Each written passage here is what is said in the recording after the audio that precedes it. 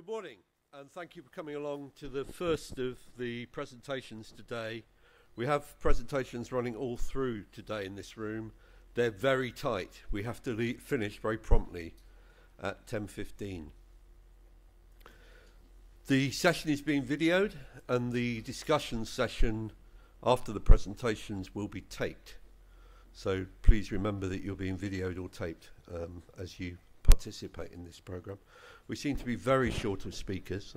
They've obviously run away because they were here, but there we go. Deirdre, you're in the front here.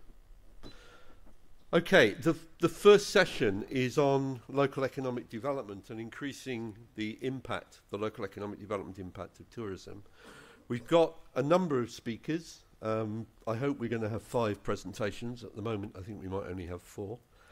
But we'll see how that goes. Thanks for getting in so promptly at 10 o'clock. I will hand straight over to Deirdre, who's come in from South Africa and is going to be talking about the initiative which she's been running and is still developing in South Africa using craft.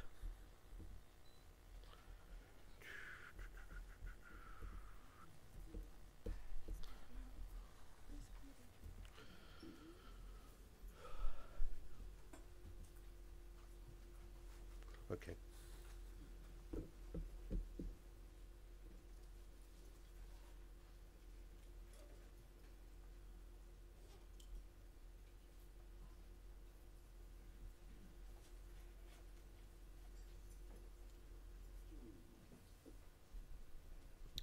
Right. Good morning, everybody. May I present to you MzanziStore.com.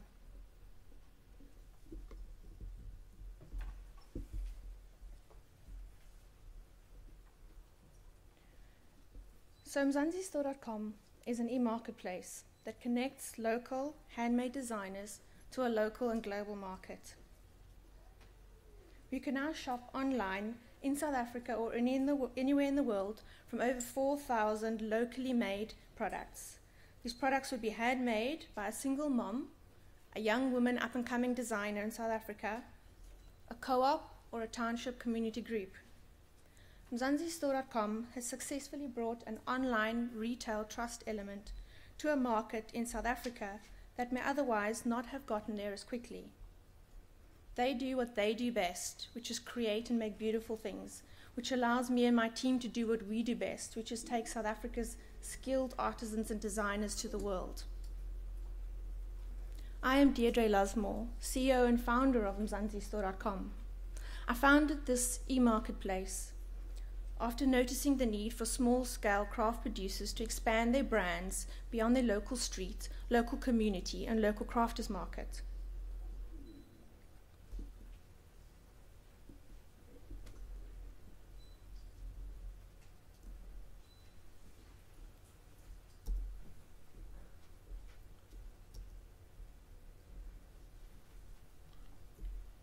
There we go. Skilled small-scale craft producers have difficulty finding a market where there's a demand for their designs. We empower designers, crafters, and artisans build sustainable businesses by making online selling easy.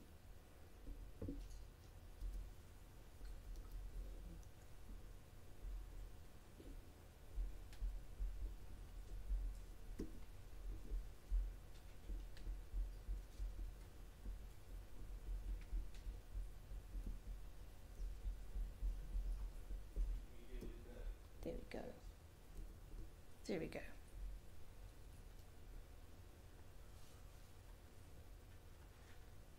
Right. Next slide.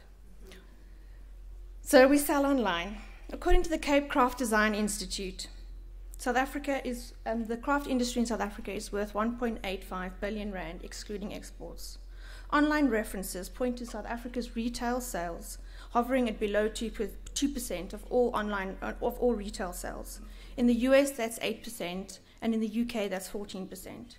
But there's also potential to grow faster for us and capture the global market seeking authentic South African handmade products.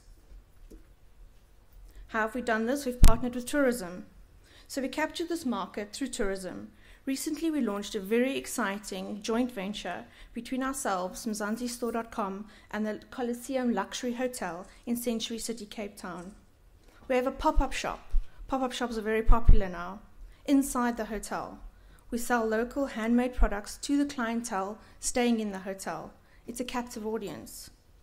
So 40% of our product is tourism focused. So it was very natural for us to increase income for our makers through the online and offline model. Our Mzansi Maker database grew from one designer at the beginning of 2013, and we now have over 200 small creative businesses across South Africa signed up to sell online through MzanziStore.com. Training. Our platform is very easy to use. For those who need help, we run a 2-day e-commerce training program, and we've already put 40 of our Mzansi makers through our training program. So 90% of our business owners are women, women who support their own families and women who employ staff. 40% are BEE owned, and we are actively trying to grow this demographic. Our increase in sales have been extremely exciting for a small tech business in Cape Town. 80% of our sales are through the online store. 80% of each sale through the online store, as well as the pop-up shop, is paid out to our makers. Payment processing fees are 5%, we can't get around that, but MzanziStore's commission is only 15%. We have no setup fee like other websites might have, and we have no barrier to entry.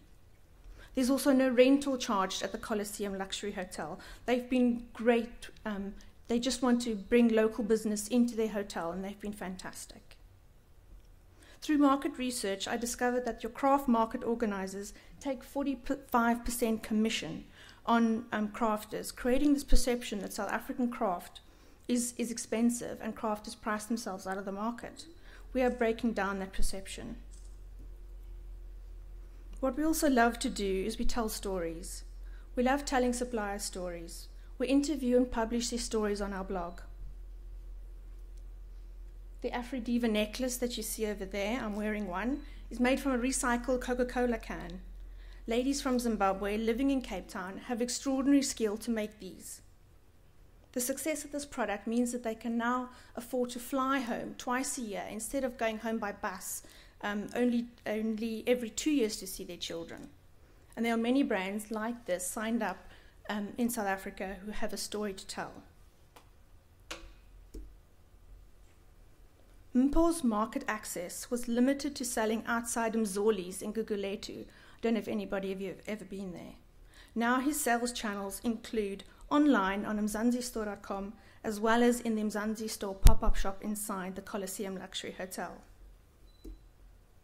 Tracy, our young designer, her gorgeous bright prints sell online on MzanziStore.com, and her scarves also sell inside our pop-up shop inside the Coliseum Hotel. Our ceramic specialists, Marianne and Anya, they sell to boutique retailers as well as at craft markets. They also sell online through MzanziStore.com and in the pop-up shop. So what we are doing is we're providing additional sales channels, an online sales channel that has never really traditionally existed in South Africa before, especially for small creative businesses. We're giving them a wider access to market. So just to finish, creative small businesses can use technology to be disruptive. MzanziStore.com brings that digital edge to the creative handmade industry in South Africa and Africa. We are looking to scale and grow our tourism partnerships, and who will benefit? Of course, our South African small creative businesses. Thank you for listening.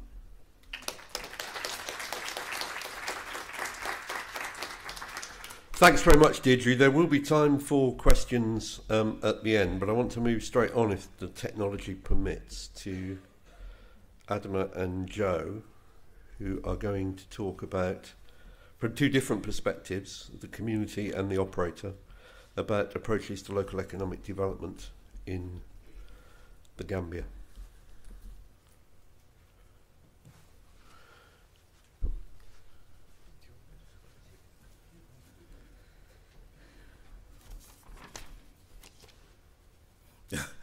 Yeah, we thought I should do this with Joe because I actually wanted some. It's not always Adama who talks good about the Gambia and what's happening, but at least Joe can be a witness to what happens in the Gambia. So around the kitchen table last night, we actually decided to put things together. We're not going to talk to you about projects any longer. We're going to talk to you about approaches that we have taken over the years to actually implement community-led or local economic development projects in the Gambia and the lessons that we have learned. Joe, you want to introduce yourself? I think most of you, or many of you, will know me as Joe Hendricks from Thomas Cook previously.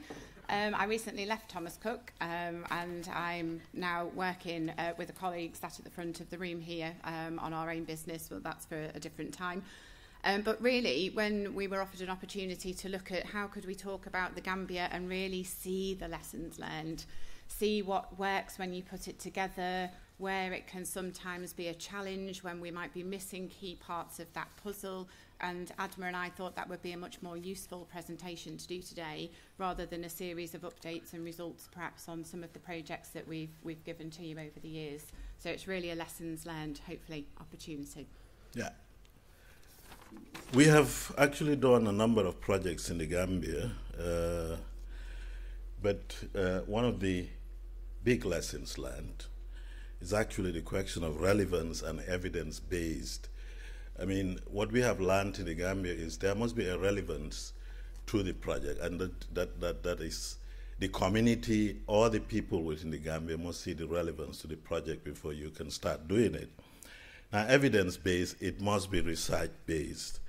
That is very important. You have to do the research before you do the project so that you can establish what degree you're going to take that project to and how you're going to implement it. So processes, I mean, these are the type of processes we went through. Consult to establish relevance, of course, consult with the local communities. Research to establish the evidence.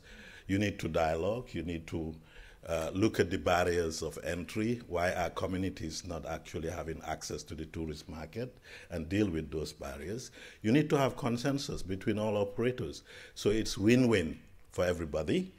And then, of course, you implement. And constant monitoring is the most important thing of any project. Capacity building, Joe, can you talk about that? I think one of the key challenges that I saw from a tour operator perspective was the need to actually try and build local capacity with local people in the Gambia. So I was always very aware that when I would visit the Gambia for a few weeks at a time, as lovely as it was for me to go there and a great experience for me, was that actually making a difference, and was that actually helping the people on the ground to build their capacity so that in the event I don't go anymore, can they actually start to get on and do that themselves? And you start to question that after a couple of visits. So some of the activities that we did there, I believe, did help us to start to build that capacity locally.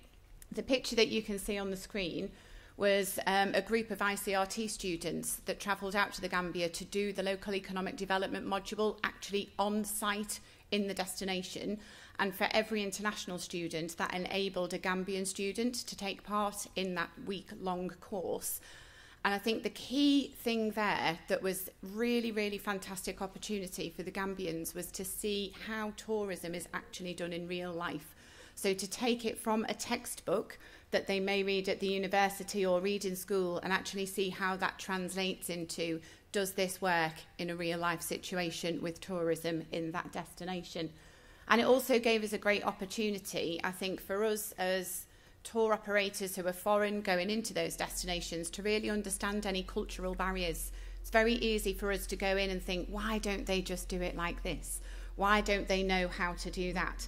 And by being given that opportunity to spend a full week with people and understand each other's perspectives, then we could really start to come to workable solutions so that we could make the opportunities a lot more sustainable for the local people.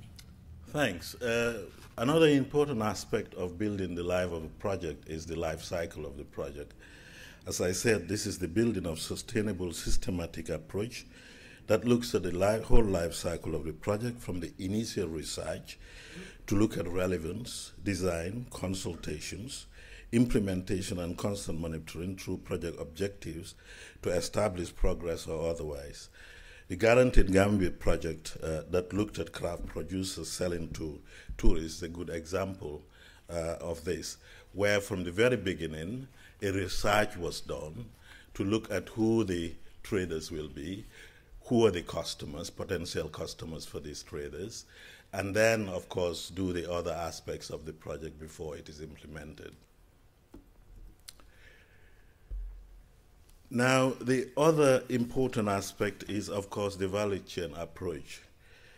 This approach, like the Gambia is Good project, where we look at the whole initiative to ensure that the poor benefits throughout the value chain at every other stage. In this case, from providing the right farming outputs like seeds and technical advice to providing the quality dish on the table for consumers to actually utilize. So this is a very important aspect of actually linking poor farmers to the hotel industry, so that the hotel industry, instead of importing everything from outside, actually really buys from local people. Okay, I think where I really learned a lot from the past 7 years or so that I've been going to the Gambia quite regularly, every winter, 2 or 3 times, we learned the lessons of when things really, really worked well was when everybody had been included in the consultation for whatever the project, the excursion, whatever the output we wanted that to be. Everybody had had a chance to put their points across, to be listened to, and to be given consideration of what their thoughts and opinions were.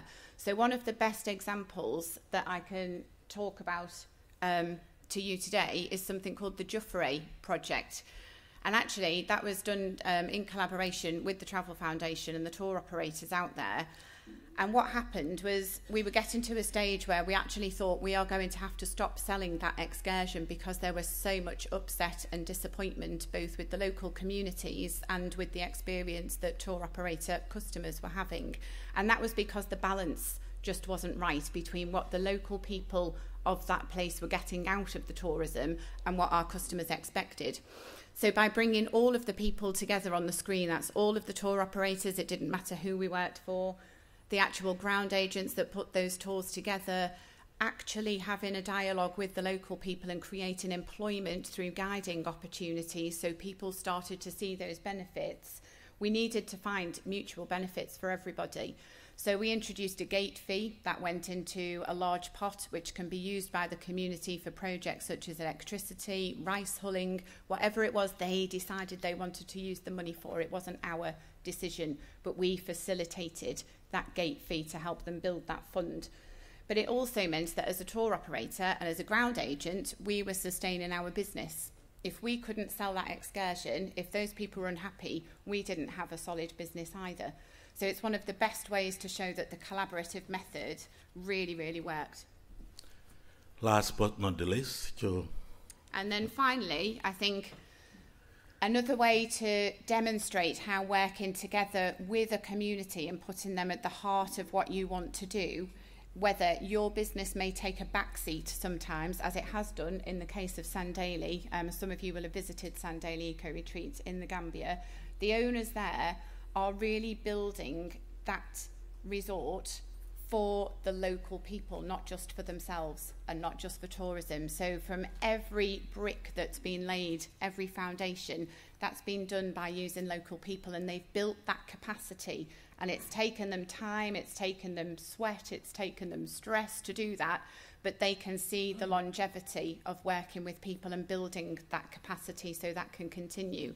At the point where they were building the resorts and the lodges, they actually sidelined without realising into a construction business, which now employs tens of people in the Gambia that are actually constructing other buildings for people. So they've created jobs that they never expected, from what was a tourism project to something completely different, and building those skills And I think that integrated approach, where you think about the benefits to others and not just yourself, is where we've seen the real successes. Thank you very much. The secret behind this presentation is to encourage you to visit the Gambia. Do so. We are Ebola free.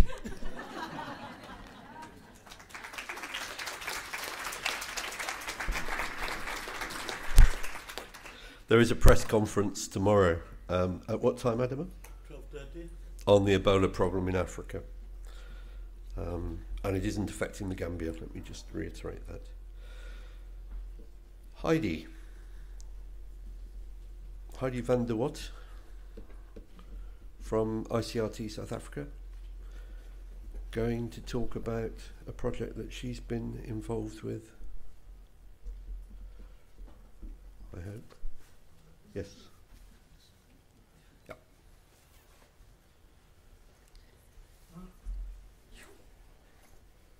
Okay, good morning. This has been a year long of work with 5 businesses in an area called Gansbaai in South Africa. And it is the place where there is the largest concentration of white sharks in the world. It is also the place where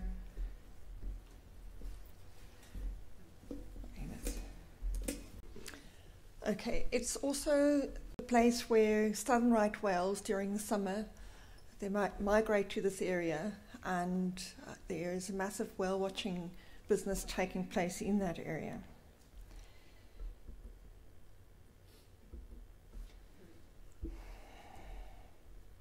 Okay, so that's white shark breaching.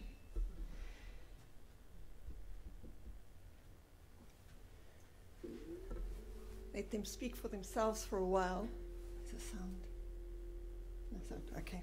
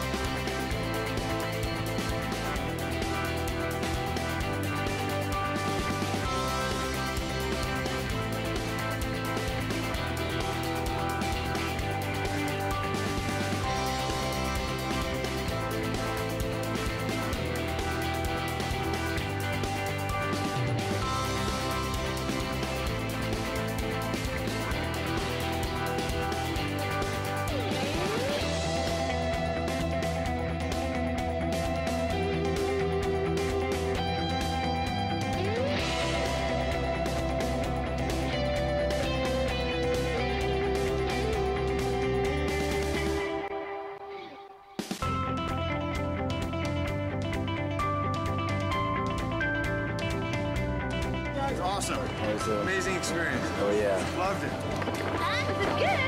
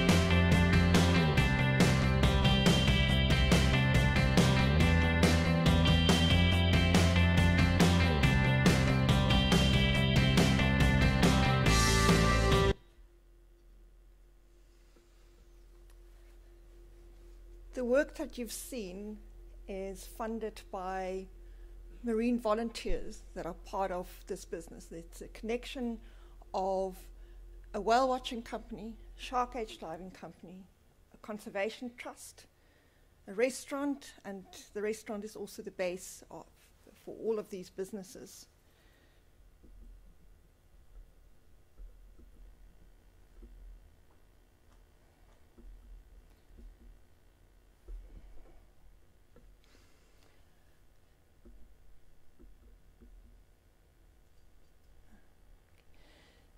They've just taken the next step of starting to build a sanctuary for African seabirds and penguins, and they've received massive funding from Volkswagen, amongst others, for that.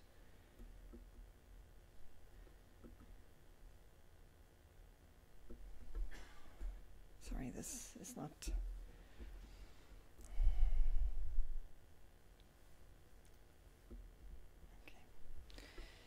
So these businesses are all connected to each other.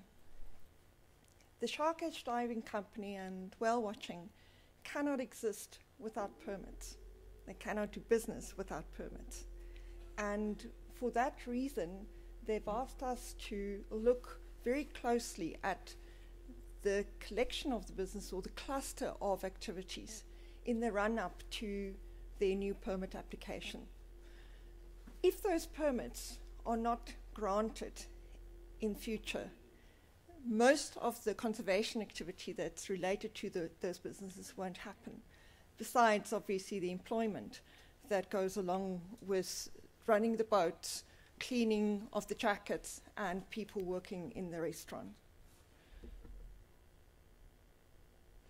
So what we've been doing is we've been working with those businesses to extract the administrative data, sitting with their accountants, drawing pastel files on their procurement spend, for example, all of their employment patterns, their payroll, employee benefits. We've also been doing interviews with staff to determine what working in those companies means for them and their livelihoods and their life chances. We've spoken to suppliers to determine how significant the business that they get from these operations are to them. And most of the procurement is done locally. Obviously, there are things like outboard motors that are not produced in that particular economy, but it still has a broader economic impact in South Africa. We've also have the volunteers keeping expenditure diaries, because it's important to understand how their spend impacts into the local economy as well. And then this has been the really difficult part, the guest survey within those businesses. Doing that in an operation that is extremely busy. There are 5 boats, whale watching trips that go out a day, 3 shark cage diving trips that go out a day. So what we're trying to show is the collective impact on the local economy, the collective impact of their marketing spend, and specifically how that compares to the spend of the local authorities' tourism organisation and also the provincial tourism organisation, and also their collective conservation contribution.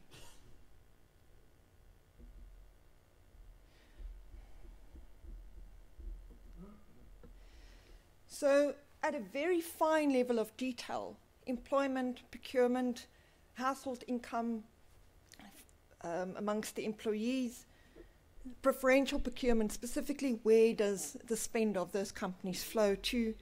And in South Africa, it's significant that around black economic empowerment, marketing expenditure, the maintenance and construction expenditure, and also the service providers that are currently building, for example, the penguin sanctuary, and then guest expenditure.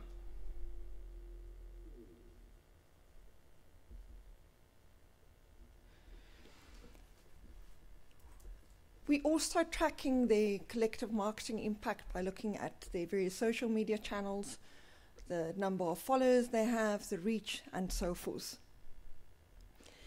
It has not been an easy process at all. These businesses have opened the back offices and they've given free access to the administrative data. What we're hoping to do is to expand this particular methodology and now work with a collection of 10 shark cage diving and whale watching businesses in that entire economy to try and quantify the collective impact. But what is important about this work is it is not about macro figures of GDP impact and tax impact and so forth. It actually shows the granular level of how these businesses influence the local economy and, more importantly, where that money flows to. So we'll hope to, by next year at WTM Africa, to present the results of this work. Some of it has been written up already, but it's taken a whole lot longer than we expected. It is, we believe, groundbreaking work and very exciting work.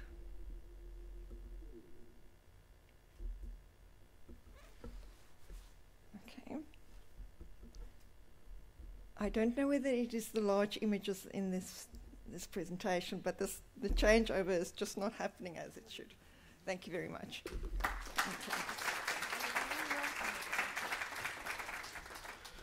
Thanks very much indeed, Heidi. It's a long while since anybody slipped a film past me.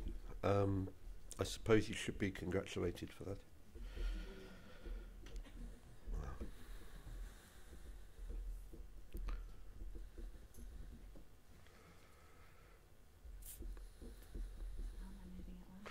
I don't know yet. Bear with me.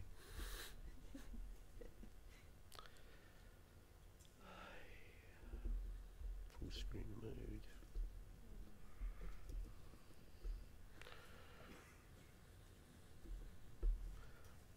Spacebar. One of the big changes, let me just say this, Jane, in 2 seconds. One of the very big changes in terms of the way we're looking at local economic development impact now is that we're really pressing to see the evidence and the data. And we're beginning to see that coming from small enterprises. Adama and Joe could have shown you quite a lot of data from different initiatives which have been taken in the Gambia. But what's also exciting is that the big operators are beginning to look at the real economic impact of their business in local destinations as well. Jane, thank you very much.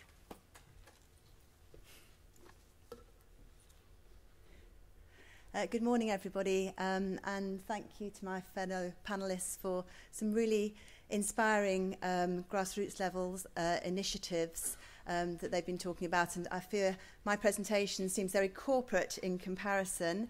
That's probably because TUI Travel is a very big corporation organisation. I haven't got a slide to talk to you about it. I kind of guess most of you would know TUI Travel, but we're one of the world's largest leisure travel companies, servicing in one way or other over 30 million customers a year, operating out of 31 source markets and employing over 50,000 employees. So we have a massive environmental and economic impact, and understanding that economic contribution in particular is quite a challenge for a mainstream travel company. Many of you will be familiar with the WTTC stats regarding the contribution, indirect and direct, of tourism to global GDP, 9.5%, forecast to increase by between 4 and 5% every year for the next 10 years. So tourism is definitely one of the world's major economic drivers, but how does that translate for a mainstream tour operator at local level? One of the comparisons I can make is with environmental data, where we've been reporting, measuring, improving our environmental performance for the past decade. We've got pretty good at it. In fact, we were ranked first in the FTSE 100 a couple of weeks ago for environmental reporting. But managing, improving, reporting, understanding socioeconomic impact is somewhat uncharted territory and presents new challenges. Like governments, we know our arrival figures, but to what extent is that alone a measure of economic benefit? So working with the maxim, if you can't measure it, you can't manage it, we've pioneered a number of initiatives over the years to measure and improve our socioeconomic impact, and I'd like to give you some headline examples about how and what we're doing. I won't go into any detail here, but we're quite transparent about our sustainability initiatives. We report regularly. We have a series of 20 commitments within a 3-year sustainability plan. And if I just focus on the destinations portion of our plan. Sorry, that's not working either. On the left-hand side there of the slide, we pledged to deliver 10 million greener and fairer holidays over a three-year period. And what we mean by that is customers that we take to hotels which are certified to award level against a Global Sustainable Tourism Council recognised certification scheme, such as Travel Life here in the UK, which has been pioneered by ABTA, but we recognise all the GSTC recognised schemes. So that's been quite hard work. We feel we're getting there. We'll know by the end of this year. But that's given us some level of assurance through supporting and encouraging and influencing our suppliers to embark on that process, that our mainstream suppliers are employing people under fair working conditions, are prioritising where feasible local procurement for goods and services, supporting local community causes, and are encouraging customers to go out into the local community. So that's one area of significant work where we've been trying to measure and improve our economic benefit. But we still needed to know in more detail and understand in more detail the drivers of economic benefit. Between 2010 and 2012, we worked with the Travel Foundation and the Overseas Development Institute on an economic deep dive into 3 of our all-inclusive holiday villages in Greece, in Tunisia, in Turkey. So quite different destinations, but there were some commonalities that came out of that piece of research over those years, and that was that the key influences on our economic footprint, our procurement, our working terms and conditions, and are doing what we can to encourage more discretionary spend from customers. So we integrated those 3 areas into our operational work with our priority, our 200 to 300 priority suppliers, big volume suppliers, and we measure the impact that that's having. This is the most recent set of data. Again, sorry I haven't got a pointer there, but if you just look at the left-hand figures there, we measure the number of employees who are locally sourced, and this is the manager's estimation of the amount of food that's locally sourced.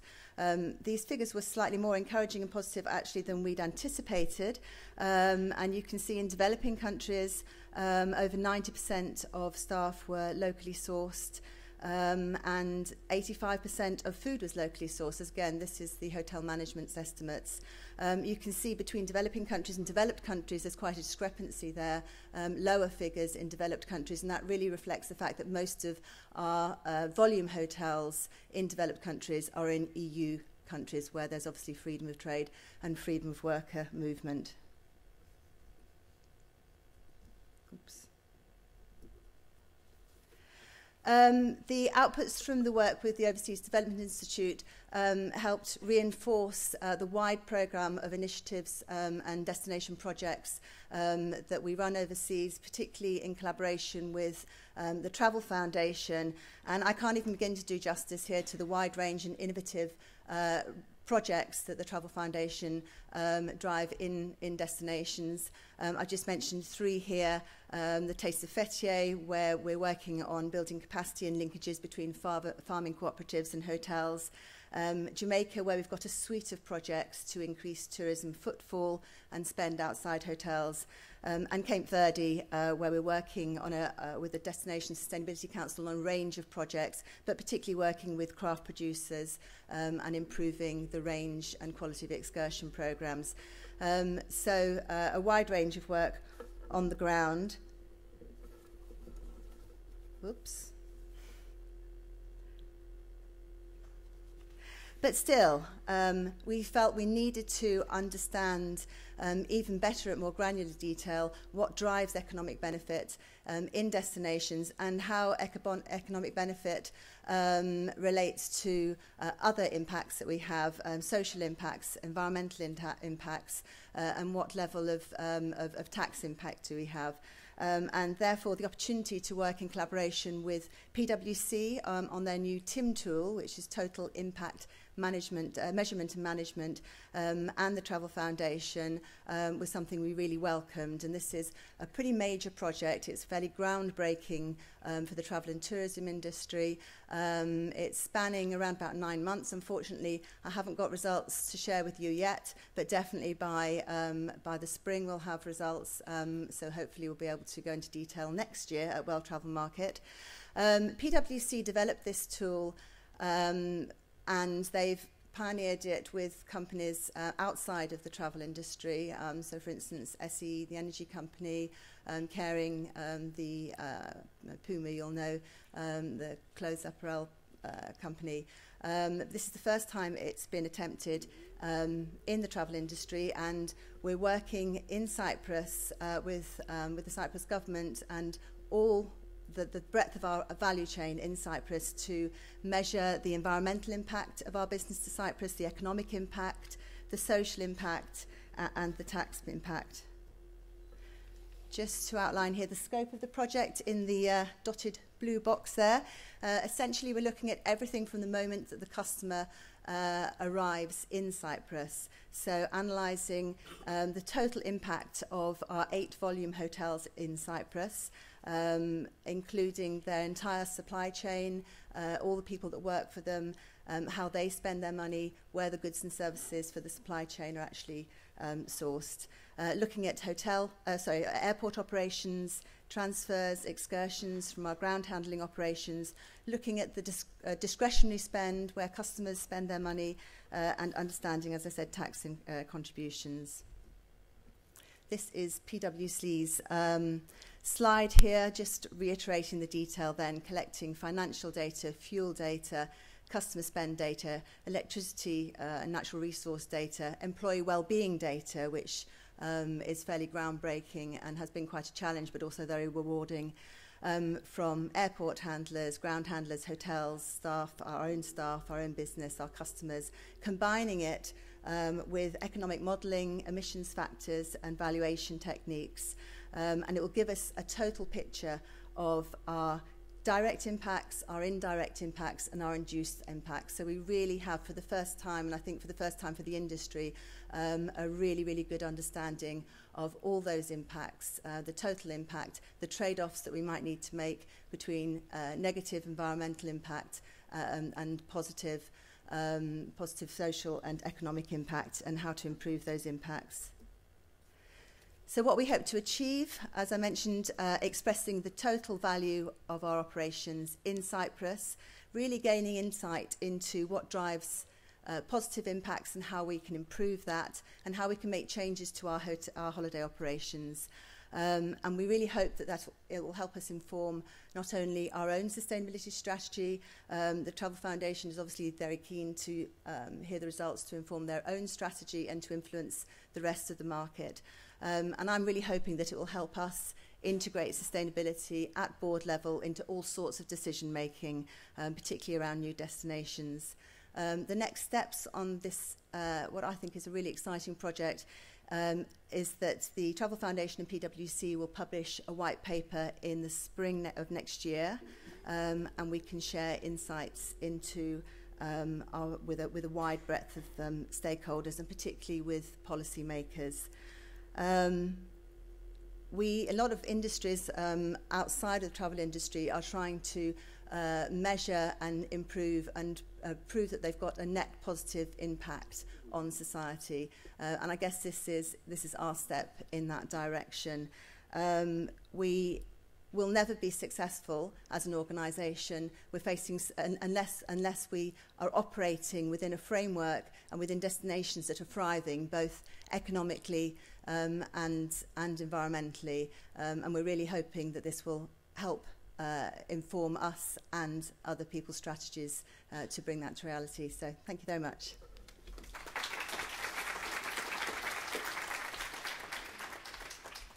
Thanks very much, Jane. We have one final presentation before there will be time for some questions. Jem Bobbin, who's a PhD student with us at Manchester, is going to talk about some work that she's been doing, similar in a way to the work that Jane has just been describing, but using different methodology. Which one is it to move it forward? Hopefully, it's that one. It is.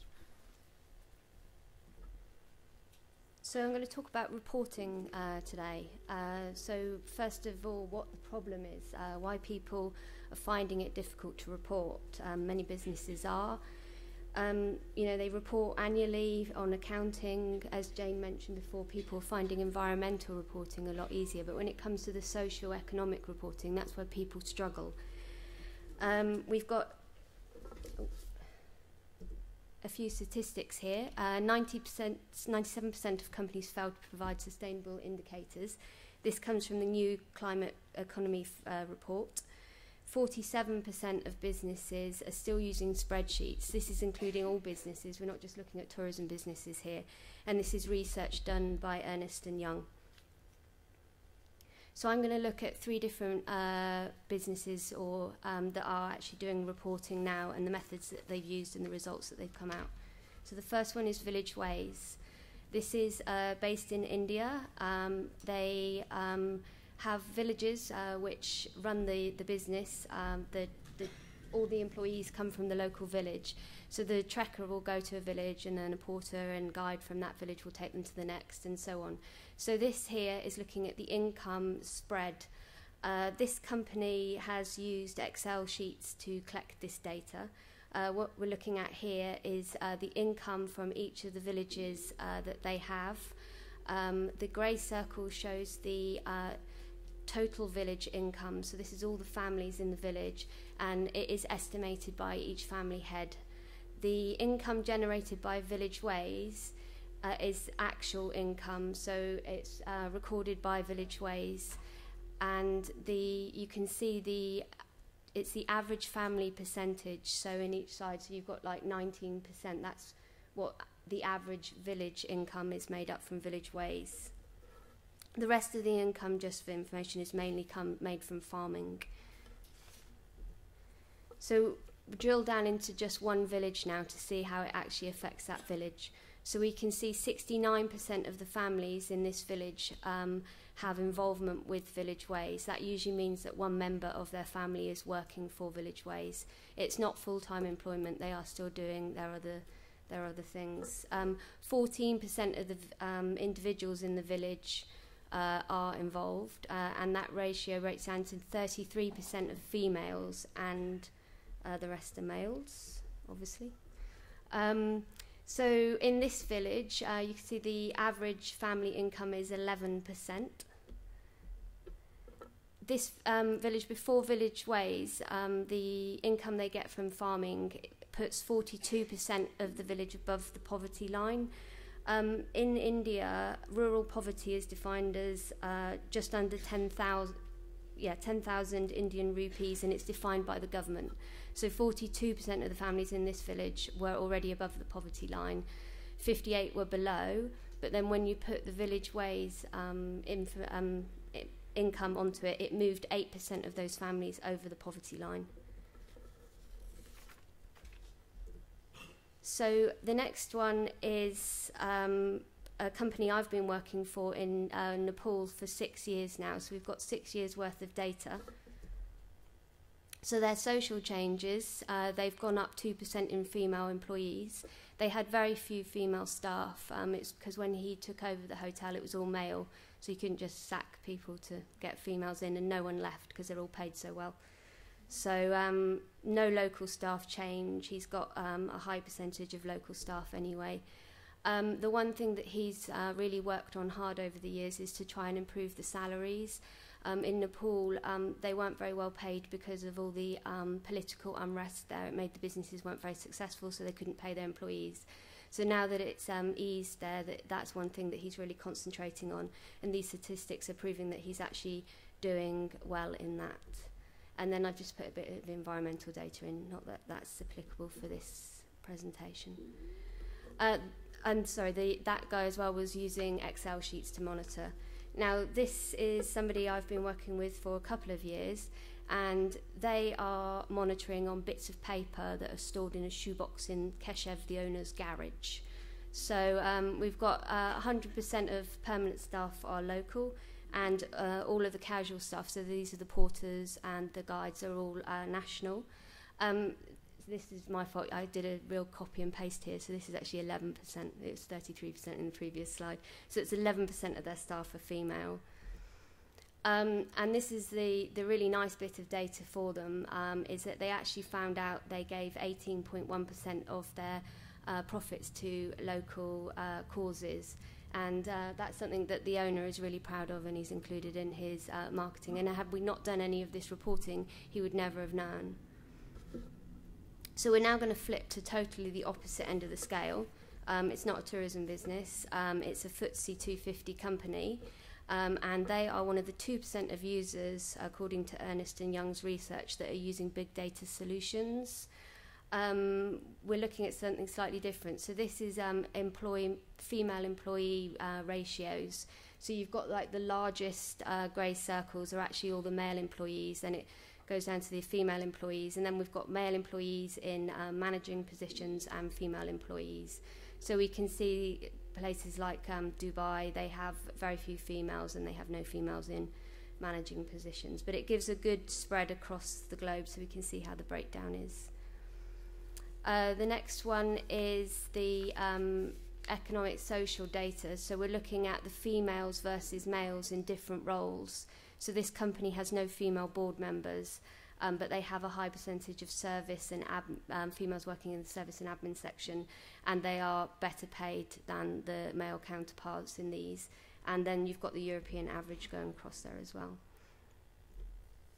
And then just to show that they're monitoring their environmental data using the same system.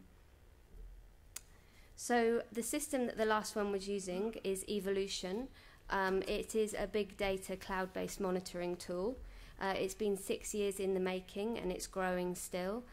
The whole ethos of Evolution is to produce a system that can report from the very small people, so village ways where they're monitoring on a very ground level basis, right up to the FTSE 250, 100 companies. It's to try and get reporting integrated into the business so people monitor on a daily basis and making it easy to get these results. With this system, it's intelligent. People can text information into the system, so you can receive a text on your phone. Don't forget to read the water meter, and then it will text it back and collect it into the system.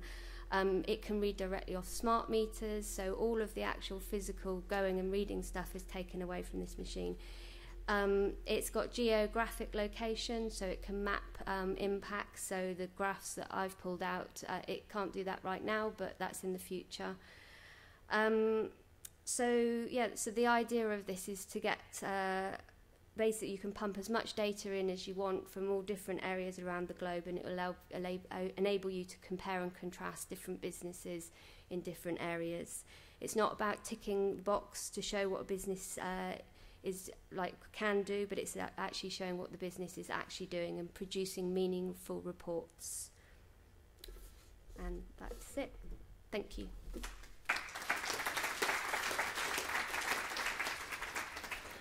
Thanks very much, Jen. That concludes the presentations. We have about 10 minutes for questions.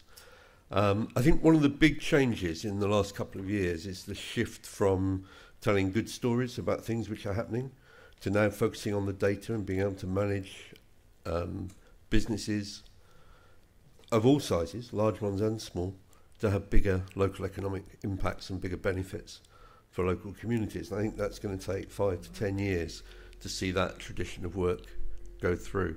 But if I could open to the floor for questions, we have a roaming mic. Who's at the back there?